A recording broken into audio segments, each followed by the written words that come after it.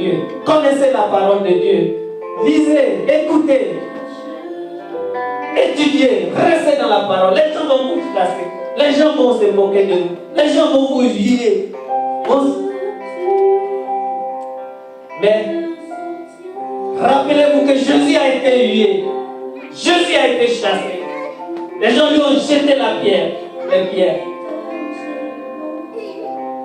Mais il dit, vous voulez que je sois comme vous? Même si je veux mentir, je ne peux pas mentir. Même si je veux tricher, je ne peux pas tricher. Même si je veux être faux, je ne peux pas être faux. Parce que je l'ai rencontré. J'étais faux aussi, j'étais dans le monde.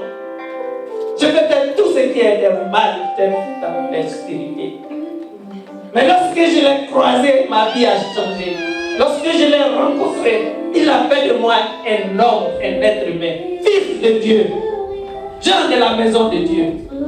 C'est pour ça que je voudrais qu'aujourd'hui, tu croises en ton Jésus. Je voudrais que ce soir, tu fermes les yeux et tu regardes dans la croix de Jésus qui t'a racheté, qui t'a justifié. Je voudrais que ce soir, tu lèves la voix et tu lui demandes de te libérer. C'est pourquoi je dis, tes œuvres sont exposées. Tes œuvres sont exposées à la croix de Golgotha. C'est pour ça qu'au nom de Jésus-Christ de Nazareth, je dis, je te dégage de la route de tous les enfants de Dieu, tous les fils de Dieu, tous les fils de Dieu. Dans cette vie de tous, les enfants de Dieu vont adorer. Les fils de Dieu vont l'adorer. Les serviteurs de Dieu vont adorer Jésus. Tu n'as aucun pouvoir. Tu connais où se trouve. Tu connais où se trouve ta limite dans cette vie. Satan, je dis, tu n'as aucun pouvoir de maintenir les enfants de Dieu. C'est pour ça que je dégage. C'est pour ça que je dégage. Seigneur, la victoire est ton nom. Jésus, la victoire est ton nom. Merci Seigneur. Merci Jésus. Merci Jésus. Merci parce que c'est toi qui combats pour nous. C'est toi qui combats pour nous. Qui est pressé d'aller au ciel? Qui est pressé d'aller au ciel? Qui? Toi, tu veux mourir. Je vais pas mourir au ciel. Ah, vous voulez mourir, mais vous ne voulez pas aller au ciel. Vous voulez aller au ciel, vous ne voulez pas mourir. Donc, qu'est-ce qu'on doit faire? On doit prier pour que Jésus vienne à notre temps. Aujourd'hui, on gère la confiance, mais si, jusqu'à présent, même les serviteurs de Dieu sont en train de se battre entre eux, celui-là, c'est le bishop, celui-là qui donne l'onction, celui-là, ils oublient même celui qui est à la tête. Jésus. Et lorsque nous n'avons pas atteint cette maturité, on va venir à passer des générations et des générations. C'est la Bible dit, 1 an pour Dieu, 1000 ans pour Dieu, c'est comme un jour. N'est-ce pas? Un jour est égal à 1000 ans.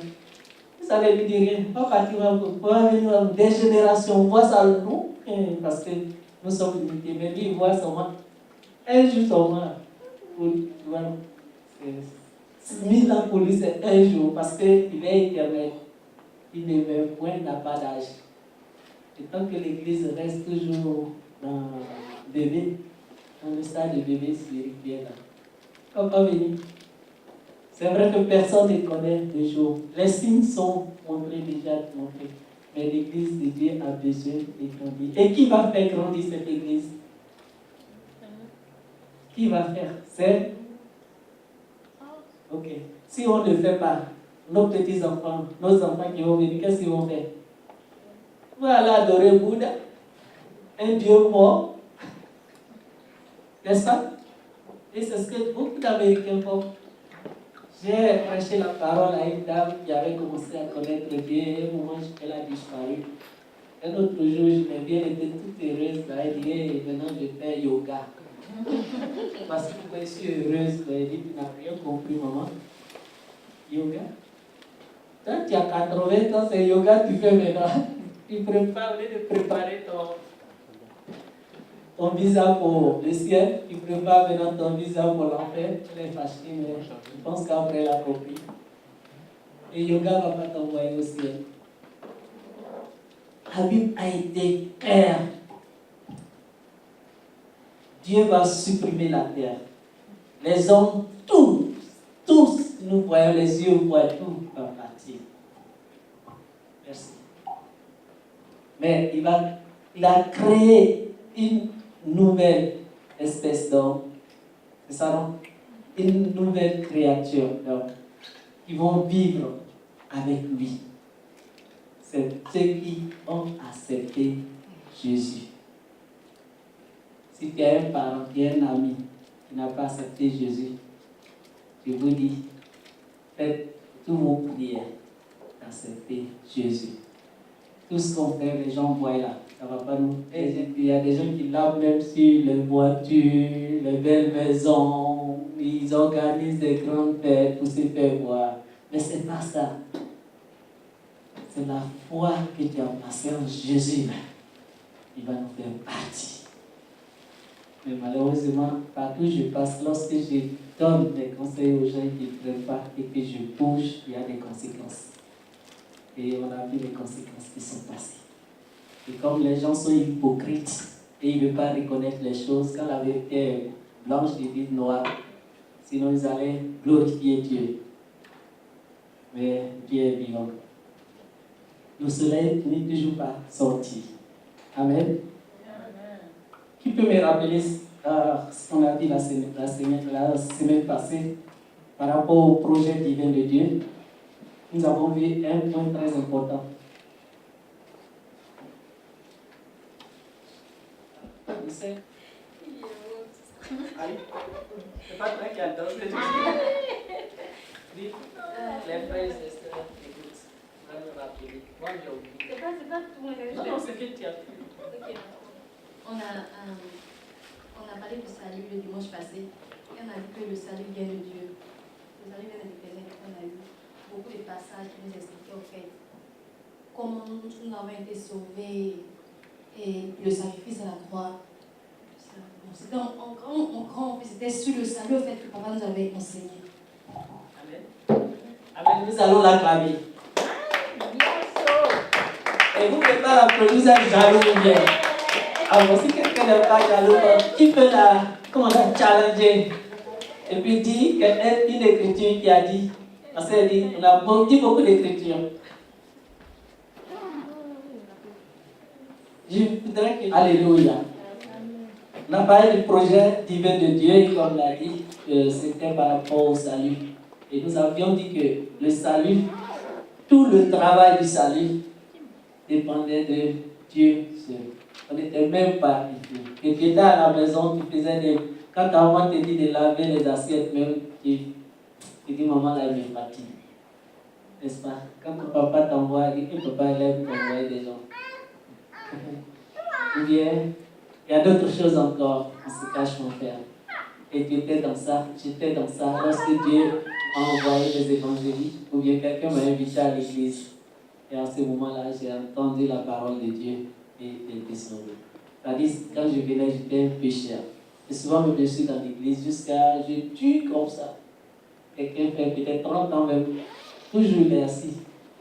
30 ans, 30e année, un seul jour, on peut recevoir la parole de Dieu et puis il est béni. Mais il a reçu la parole. Tant que tu n'as pas reçu la parole de Dieu comme vraiment, c'est rien. Tu vas écouter jusqu'à tu vas. Mais quand tu reçois la parole de Dieu, personne ne te dira d'aller à l'église. Quand tu te lèves matin, ton cœur brûle. Même dans la semaine qu'il n'y a pas d'église, tu dois tremper, tu as l'envie. Est-ce que quand quelqu'un a faim là, quelqu'un a faim, moi j'ai faim même c'est quand on est la soif. Quand tu as soif, même au beau milieu de la nuit, tu as soif, tu as cherché à boire. Sans qu'on te demande. C'est comme ça, quand tu reçois la parole de Dieu, c'est tout comme de bière. Plus que le bière dans ta bouche. Et lorsque tu reçois la parole de Dieu qui te délivre, c'est pas. On a dit le premier point, le projet divin du salut, parce que Dieu voulait sauver le pécheur à cause de son L'amour. Parce que Dieu est amour. Voici pourquoi quand l'homme a péché, quand Adam et Ève ont péché, il pouvait les détruire. C'est Dieu qui a créé tout. Et quand il appelle les choses n'existent, existent. Donc quand Adam et Ève ont péché, Dieu pouvait venir et puis dire allez, devenez moutons. Et tous allaient devenir moutons. Mais Dieu n'a pas fait cela. Il a dit que quelque part, il se répand même d'avoir créé l'homme à cause de la méchanceté de l'homme. N'est-ce pas? Mais il n'a pas détruit l'homme. Mais il a dit quoi? Que la postérité et la gêne d'âme va écraser ta tête. C'est-à-dire, il prévoyait déjà la venue de Jésus, son deuxième plan qu'il avait pour l'homme. Dieu n'avait pas été surpris de notre comportement d'Adam et Ève, mais il avait prédit quelque chose. Pourquoi? Parce qu'il est simplement amour. Est-ce qu'ils ont péché, ils ont tout foutu à l'air. Adam et Ève, ils étaient puissants, les hommes spirituels. Le corps de Jésus, quand Jésus est ressuscité, la Bible dit quoi? Quand Jésus, la porte est fermée, Jésus apparaît. Avec ce corps, il mangeait avec eux déjà. Ça veut dire que c'est un corps supernaturel qu'on avait. Mais lorsqu'ils ont péché, ce pouvoir, cette puissance de Dieu là était mort, c'est parti. On est devenu homme, chair, notre esprit. Parce que l'être humain, en fait, nous sommes esprits. Nous sommes esprits. Et nous appartenons à un corps. Nous avons un corps dans lequel nous pouvons exercer notre ministère ici. Sinon, ta vraie personnalité, tu es un esprit. Comme les anges sont des esprits.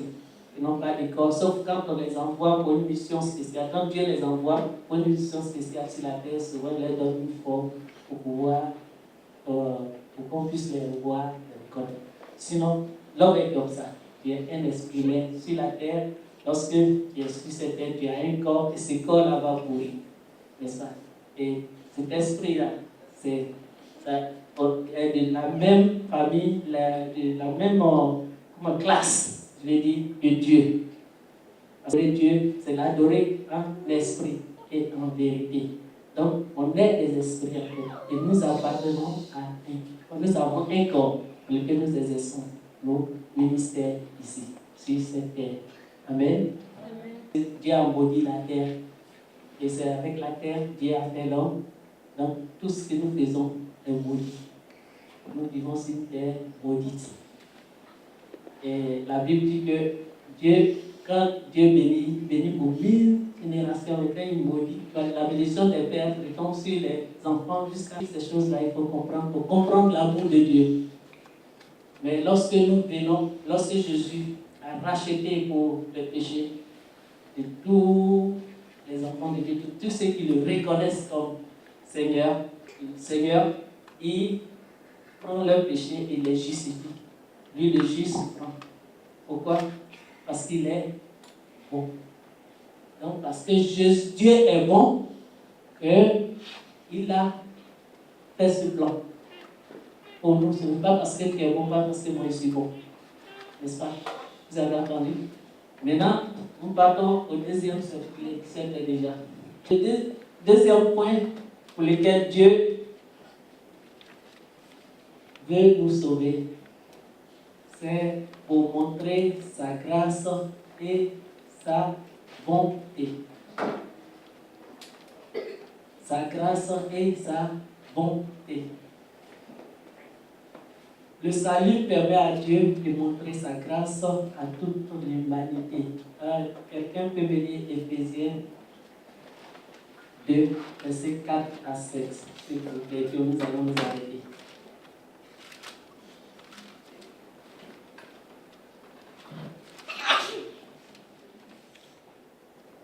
Dieu a un plan divin pour nous.